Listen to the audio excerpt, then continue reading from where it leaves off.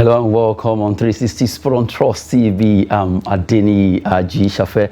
We look at stories trending in the world of sports, starting from the home scene now. Well, 6 teams actually qualify for the Super 6, and right now the IMC Interim Management Committee commends them for what they have done so far, been able to do it. We have Remo Stars, Eyimba, Bende Insurance, the invincible Bende Insurance. They were able to do it, and not forgetting Lobby Stars, Sunshine Stars, and also Rivers United. Those 6 teams qualifying for the Super 6, and I'll be starting precisely on June 3rd for the teams to lock arms in Lagos. Let's look at the first story. IMC commend MPFL clubs that qualify for Super 6. As I mentioned earlier, well, we have Rivers United, Sunshine Stars also making it the last day of the competition. In the studio with me is Olawale Peters. We'll be doing justice to these topics I'll be looking at. Good to have you. Yeah, good morning, Adeni. It's my pleasure being here. I think we should also commend the IMC also. The season has been very, very interesting. They try to learn from the past administration what they did wrong, and they try to improve on it, especially in the areas of talk and do. And that's the area that we know we lack a lot in our MPFL. Talk and do in the sense that if they say they want to do something, they follow it through in the areas of sanctioning players, sanctioning team, or putting their feet on the ground that, oh, this is what the abridged league is what we want to run, and we're going to run through it, despite all the issues that came up with it, and effective communication and feedback also, which is very, very important. I think we need to commend them also for what they've done, and that you can see that it was a big fight from the beginning till the end. That's why we saw between Eyimba and Aqua United, it's just good difference that separated the 3rd and the 4th position. That's Group A. Then if you go to the Group B also, we saw between Sunshine Star and Abia Warriors also, it's good difference that separated the 3rd position and the 4th position. And we didn't hear anybody complaining about any irregularities, that maybe the match official they favored one person or the other, or you needed 7 goals to qualify and you scored the 7 goals, or you needed 3 points and you got the 3.2. Sanity is beginning to come into the Nigerian Professional Football League. So people are now having the confidence that, oh, our league also can compete with the best in Africa before we talk about the best in the world. So let's take I was afraid you're going to mention the best in the world. No, charity begins at home. Okay, the first is let's try and dominate the African football first before we talk about competing with the Europe. And with what they've done this season, sincerely, in the next 2-3 years to come, if they get more support from individual, from corporate organization, you know, we're going to see a lot. I've been saying this and I'll continue saying it. We shouldn't be seeing football as recreational activities. We should look at it as a business in the sense that if you allow an individual to come in and take over the government, they have more than enough in their hand. From the team that we have in the professional, the MPFL now, how many of them are being controlled by an individual? Less than 2%. Over 96% or 97% are being controlled by the government. And this same government, you want them to build the infrastructure, you want them to do this. Government doesn't need to interfere in all the activities of livelihood. Take this away completely from them. So let's have people that are interested to come in and do it the way it should be done. So I think the IMC have done very well. The club also, they've condoled themselves in a proper way, in the proper manner. Why are they doing that? Because they know they have a new sheriff in town. If you do this, this is a penalty. And it's not something that they'll spend 2, 3, 4 days before they give you whatever the penalty is, coming almost immediately. And nobody is going. Look at what happened to Kano Pillars. Just 3 points. And where are they today now? They are struggling to come back to the Nigerian Professional Football League. So everybody have seen that, and they are looking at, no, I don't want to do this. I'll control my crowd, I'll control my stadium, and I will do what is expected of me to do. And what happened the last time that we have to do, I don't want to use this word from the southwest of UJ. Is it this one eats or this one doesn't eat? In picking Kwara United to represent us when it comes to the Confederations Cup, because of lack of proper planning before the end of the season. We don't have that this time around now. So the Super 6 is going to start by June June 3rd. So before the end of the month, we'll know who is representing us for the CAF Champions League, Confederation Cup. So we don't have any issue, and they'll have enough time to rest before we start the new season. And those that want to go for trial outside the country, most of all the European clubs also, they'll be going on vacation by St. June. Perfect planning, perfect timing. I'll continue saying this. If you want to get it right, if you want to do the right thing in this country, we have people, we know how to do it. But if you want to do the other way around also, take it from me, we know people that can do it, but we are not part of those people. We want the football in this country to continue to grow daily basis. It's a very good one from the IMC and from the club owners also. Yes, 6 clubs qualifying there for the Super Six that will be coming up in Lagos. Mobulaji Johnson is the stadium there where they'll be using from June 3rd, although the teams will be in Lagos from June 1st. We have them there for Group A. Bende Insurance actually qualified via 34 points.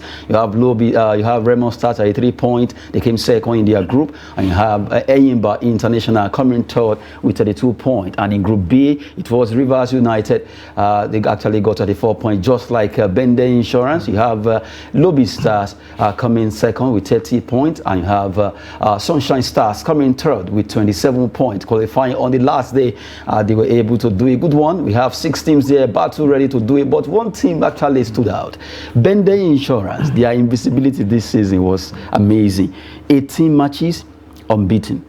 No, it is, but I think there's no reward for effort, but there's a reward for results, and their unbeaten run will be nothing to talk about if they did not win the Super Six, the MPFL. The MPFL, because having unbeaten run in the Abridged League is not as you winning the league. So what they need to look into is, what did we do? What strategy do we put in place to make us invisible? Like we had, I think Arsenal also, they are invisible in the year 2002-2003 season, and up to now, they are still chasing the trophy, the title, up to now. So their own case should not be like that. Their own case will be, we are invisible during the Abridged League, and when it comes to the real Super Six, to determine the winner or the champion of the NPFL, we are the rightful winner. And take it from me, the other 5 teams, they are looking at Bende Insurance as the team to beat. 2 teams, they'll be like it'll be very tough for them. Bende Insurance, because everybody wants to break that their unbeaten record. Then Rivers United, being the current champion, everybody wants to beat them. It's going to be very interesting. Whoever wins it among these 6 teams, sincerely, they deserve to really win it. Well, really, it's a tough one there for the Arsenal of Benin. Talking about Bende Insurance, they were able to do the invisibility, 18 matches unbeaten, playing draw and also winning in that particular Abridged League. But right now, the battle is on in Lagos from June 3rd, when they will start the main event, where the 16 will lock horns to see who will win this particular year's MPFL. We wait to see who will do that, and more of that will be coming your way on the show. Well, let's quickly talk about basketball. NBA Western Conference. It was a total blowout from Denver Nuggets against Los Angeles Lakers to make finals. They really did well by making it 4-0, winning the 4 games they play in the series, really blowing out LA Lakers, who actually qualified to this particular semi-final. No one gave it to Denver Nuggets, to at least beating them 4-0 in that particular series there. Well, they are now finals bound. Talking about Denver Nuggets for the first time in franchise history. Good one for Denver Nuggets. And the Joker, well, Jokic being celebrated right now. Nikola Jokic scoring 30 points, 14 rebounds, and he had 13 assists in that game, where you have Jamal Murray also doing so well, 25.5 assists, 3 rebounds. And King LeBron James, despite scoring 40 points, they lost that game 113-111, 2-point drift Denver Nuggets, where he scored 40 points, 10 rebounds, and 9 assists. And right now, they've been blown out of the semi-final, rather to qualify for the final of the conference. But right now, well, the good thing is that Denver Nuggets have really shown that they are ready for this for the first time in the history of that club. They've been able to do it and get into the final, waiting for the game between Miami Heat and the team they'll be facing there. Who wins that particular battle between Boston Celtic and Miami Heat? That will be another one to see, because right now they're actually trailing. The Boston Celtic are trailing Miami Heat by 3 after in the series so far played. Well, will it be the way Los Angeles Lakers were blown out? We see what happened concerning that. Just giving you updates concerning the NBA as it happened earlier today over there in America. Away from the NBA, let's go back to football. I talk about Newcastle United. Against all what they've done so well this season, they've been able to qualify for Champions League 20 years after we draw against Leicester City. That draw yesterday got them to qualify for the Champions League, and the team right now, they call it the Magpies, are really celebrating for the fact that they were able to qualify for the Champions League. Good one for them. Yeah, good one for them, and they really deserved it. And sincerely, if you look at it from the beginning of the season, it's like they came with that determination. They came with that determination that it's not going to be the top 4 like we used to have, or the top 6 that we used to have again. And I recall in 2021 when the new owners, and that's the Saudi Public Investment Fund, they bought over the club by taking over 80% from Ashley, who has been running the club for about 14 years. Most of their supporters and their fans, they are very happy with them, because they are looking at someone that will come in and inject more money, buy new players, bring in one of the best coach in the world like Mourinho, Pep, or whatever. But that is not the narrative. They still maintain the team that they had. They brought in Eddie Howe, who came in when Newcastle was on 18th on the log table. And look at what he has done between then and now. Look at where they are standing right now. So in football or in life, it's not all about money at times, because you may have the money, but if you don't have the right resources, it's going to be a waste. Newcastle, Brighton, they are a perfect example of it's not all about money or all about stars. How many stars do we have in Newcastle team? And look at what they have done. How many new players did they sign in this season? So I think they just need to continue what they are doing. This is going to be the 3rd time in the history of Newcastle. And Newcastle happens to be the 9th most successful club in England. They are not a pushover when it comes to success in England. So this is the 3rd time that they'll be playing in the Champions League. The first time was in 1997-1998 season, and the second was in 2000 season. That is 2002-2003 season. So that is why it is not over 20 years that they've played in the Champions League. Now, what they need to do now is to look at the depth of their team, because now next season will not be like this season. They've not been playing in Europe for over 20 years.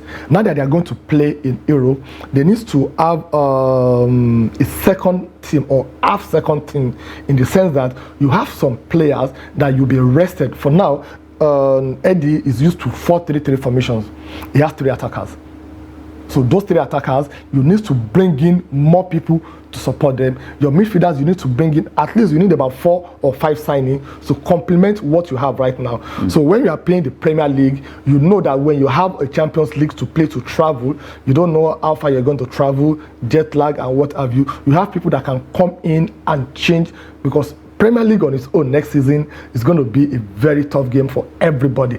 That top 4 will be more difficult to compete for more than the trophy itself. So that means they have the money, but they should not make the mistake of getting a player that everybody will be worshipping. They should not make the mistake of Chelsea. Maybe that's what we wanted to say. Okay, well, they shouldn't make the mistake of Chelsea also. They shouldn't make the mistake of Chelsea thinking that it's all about money. How can you spend over £300 million?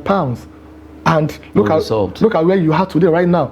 In fact, all Chelsea players by now, they're supposed to be inside doing one community service for the next 20 or 30 days without pay, because they are paying them very well. They were highly motivated, but the dedication, it's not there. That is why it's not all about money at times.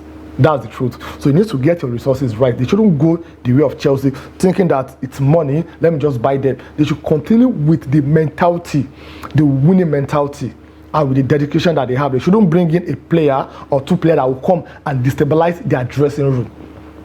That's very important. What you are seeing on the pitch is totally different. Of course. But what happened behind the scene is what really destabilized a lot of clubs, a lot of teams. So they should continue the way they are, bring in 2, 3, 4, 5 players to complement what they have, take it or leave it. Probably they will beat their best record of getting to the quarterfinal in Europe. Well, right now we've been talking about the Magpies, the team that plays at St. James Park, Newcastle United, for being able to qualify for the Champions League next season. Now, let's just take at least a brief look at the table, how the table is. Talking about Newcastle United, they've been able to move on now. 17 points they have after playing that draw against Leicester. Right, you just have to celebrate them for what they've done. Newcastle United, 37 matches. And you look at Man City, although the King of England, no one can take that away from them. So, someone was saying Arsenal had every chance, but they allowed City to win. Seriously, they had every chance to win this trophy, but they blew it away. I think that adjective, they allowed City to win, we should change it. I know, what I mean is, the person was saying... They didn't deserve to win, not that they allowed City. They didn't deserve it? Is it that they are sleeping and City over them? They went to sleep. They didn't play well. So that means they don't deserve it, because Premier League is not a league that you sleep for a day. That's the truth. But I think they celebrated the victory, especially their supporters, their fans like you. I saw the cup given to us now. Maybe in your dream, but in reality you didn't see it. Seriously, I saw the cup given to us now, but I don't know what happened. The cup fell. So. That's part of the problem. You guys, you celebrated the trophy before the end of the season. The players were not, they just needed some mature minds. No, apart from the maturity, give it to the Arsenal players. They tried, seriously. But you cannot give what you don't have. You don't have. If you look at the City team that we are talking about, look at the team, the team that played against Chelsea over the weekend. It's like their team B, and they still defeated Chelsea. So that shows that the depth of their team, they are well prepared. Do we have that in Arsenal? Arsenal, if Saka is not playing, if Martinelli is not playing, what will happen to Arsenal team? When Gabriel Jesus was injured, we knew what happened to Arsenal. But in Man City, if you don't have Rodri, you don't have Kevin De Bruyne, if you don't have Haaland, they still have people that can come in that and can do the job. And they can do the job. The same thing with their defense. If you don't have Stones, you don't have Akanji, you have people that can still come in, they can still do the job. That is what other teams need to do. That is what Arsenal they lack. However, they tried to remedy the situation when they brought in Trossard and Jorginho, but it was late before they do that. Right now, they need to expand their team. That's the truth. But they're going to play in Champions League next season. They're going to play in FA. They're going to play Carabao Cup. They're going to play Premier League itself. And most of their players also will be going for international duties. Easily. All I need to tell Arsenal is just find a way to get you to play for them. The what? They should get you to play for them next season. Honestly, if I want to go back to field, to pitch, to play football, I don't want to go to a club that I've labored for 20 years without winning the Premier League. I want to go to a club that has a future. Okay, don't worry. This particular hour is 1-0. I'll come back. We've just been throwing banter in the studio concerning the EPL there. Newcastle United going to qualify for Champions League in 20 years. At least that's a good one. And now let's look at what they'll be doing next season for being able to scale through in that particular fight, upstaging life for Manchester United, even ahead of Liverpool. But right now, between Man U and Liverpool, a big one, 69, 66, 36, 37 when it comes to matches left. Man United 2 matches, Liverpool 1 match. And 69, 66. Anything can still happen. Anything can still happen. And what Man United needs to do right now, they need to win 1 and draw 1. So winning 1, drawing 1, that will give them 4 points. 4 plus 69, that will give them 73. That is what they need to be comfortable. Their next match is going to be against Chelsea. And Chelsea is already on the ground. If Chelsea should defeat them or they should draw against Chelsea, that means there will be a lot of pressure on them on the final day. And Liverpool right now, they're in fantastic form. They've won 8 straight matches, apart from the last draw they had with Aston Villa. So that means what Man United needs to do right now is to beat Chelsea in their next game. I think they're playing in 2 days' time. They need to win that match. If they didn't win the match, the pressure on them against their last match will be very, very much. So it's still open. It's still open for Liverpool, but it's not in Liverpool's hand. Now, it's more with Manchester United and than Liverpool's hand. This football, nobody believed that Brighton would be where they are today. Nobody believed Chelsea will be where they are today. It's either you like it or not. And nobody believed that Newcastle will make it to where they are today also. So let's see what happens to the end of the season.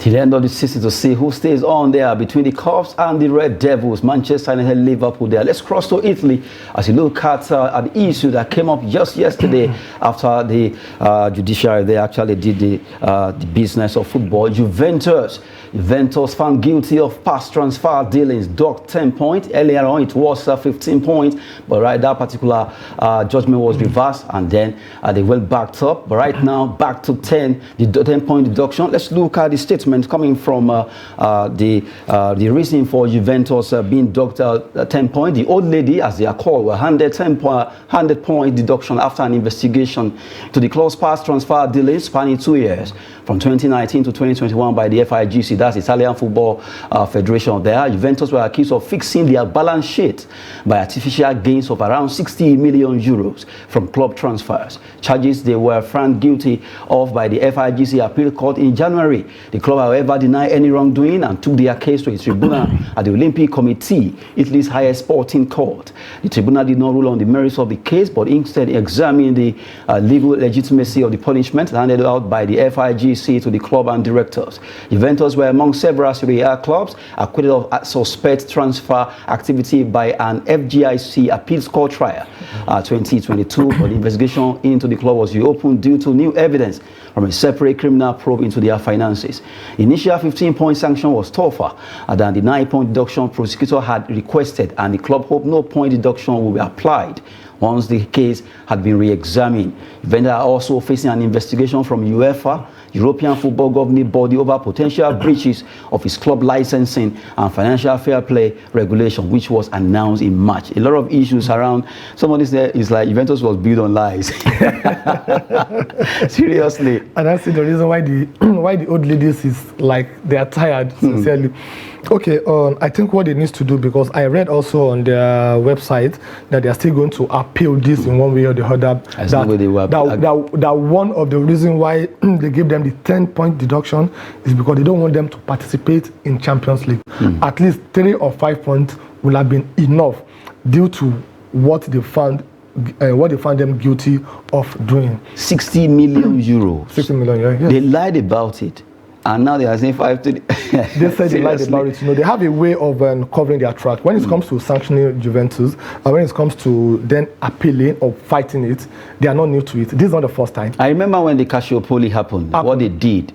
So this is not the first time, this is not the second time, and take it from me, it's not going to be the last time, because it's like they know how to get away with things like this. As far as I'm concerned, I think the 10 points should still stand. They're not going to play in Champions League, but they can still play in Europe next season. They are sitting 7th on the log table now, just above Roma with 1 point, and they still have about 2 matches to play. So who tells you that Roma will win their remaining matches, and who says that they too they will not win their remaining matches? If they don't play in Europa, they can play in Conference League. Either Europa, Conference League, or Champions League. Europe is Europe. So they still have the hope of doing that next season. So like I said earlier, they are currently on 7th position. Roma 6th position, and you look at the difference between them, just 1 point. So it's still very, very open. They still have 2 matches to play. Who even says that Atlanta will not lose their 2 remaining matches and they will win their 2 remaining matches, and they can still finish 6th position? Course. So that means they can still make Europe. You can still make Europe, so they should just take it the way it is. You are guilty of it, you are guilty of it. There's no need of you having this ego of dragging things unnecessarily, so that this can serve as a deterrent to other clubs that might want to do the same thing. But really, Juventus have really been a lot of issues here lately. In fact, it has been like that for a long time. I still remember when that issue of match fixing happened some years back, and they had to be docked down to the Serie B, where they had to fight quickly back to the Serie A. But it's getting too common. I remember the entire family, that Agnelli family who owns the club then, they had to actually drop from the board, and their former sporting director Paratisi also getting banned by FIFA, and all that surrounding Juventus. I'm sure now by the time they should go into a lot of investigation, Juventus are really been in this kind of business of fixing either balance sheet or fixing matches and all that. It's not only Juventus in Italy, but Juventus case is so peculiar to this part of issue of fixing of matches or trying to upgrade their sales. I don't know why they are doing that. Okay, I think the reason why they are doing that, or the very good answer to the reason why they are doing that, is the penalty is not that stringent enough. In a situation whereby, apart from the point deduction, the they're going to lose their stake or ownership in the club once they are found guilty of this. Take it or leave it, this issue will be resolved. So they are looking at, okay, for example, if you want to commit a crime outside this country, you look at the penalty.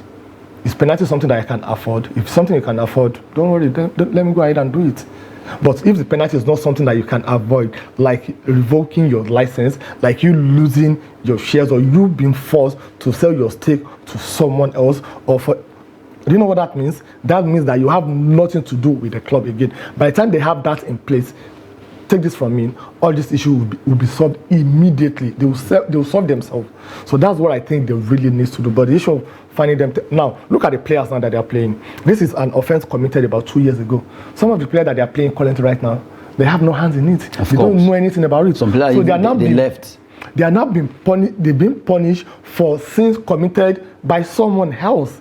So it's not even fair on the side of the player. So that's why the board also, they need to be dragged into this in terms of giving them the punishment. With that, I think it can be minimized. It may not be eradicated. Well, from the way it is right now, really, like you said, deterrent just have to be served, because a lot of clubs are, especially Italian football, match fixing is a big issue there. When you check, if you want to really unfold the kind of worms there, but really, well, from our own football too, we saw what happened weeks ago, where some clubs, right now as we speak, some clubs are being investigated in the NLO, in the NNL, just to see if they are really the rumor that came out about match fixing, they're talking about, and really the secretariats are really working on how to investigate those clubs and see if truly they've actually done some match fixing on the net. But hopefully things will get better. It's a wonderful time having you here. Thank you so much, Adeni. It's a pleasure being here with you. And hopefully see you playing for Arsenal next season. Well, we've been talking best sports on 360 Sports with Olale Peters. I'm Adeni Ajishafe. Sport is always business and fitness. Thanks for watching.